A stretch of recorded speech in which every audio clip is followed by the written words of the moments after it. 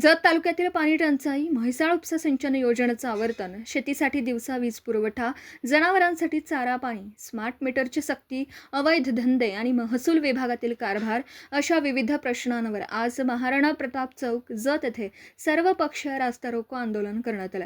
आंदोलनाला शेतकरी, नागरिक, व्यापारी, युवक आणि विविध पक्षांच्या पदाधिकारी, कार्यकर्त्यांचा मोठा प्रतिसाद मिळाला. यावेळी माजी आमदार विक्रमसिंह सावंत यांनी सरकार आणि प्रशासनावर जोरदार टीका केली. जत तालुका दुष्काळ सदृश परिस्थितीला सामोरं जात असताना जनतेच्या मूलभूत प्रश्नांकडे दुर्लक्ष होत असल्याचा आरोप त्यांनी केला. जतचे पाणी सांगोला मंगळवेढ्याकडे जात असताना जत मात्र तहानलेला आहे. म्हैसाळ योजनेचं आवर्तन पूर्ण क्षमतेने सुरू करून जतच्या शेतकऱ्यांच्या शेतापर्यंत पाणी पोहोचवावं अशी मागणी त्यांनी केली.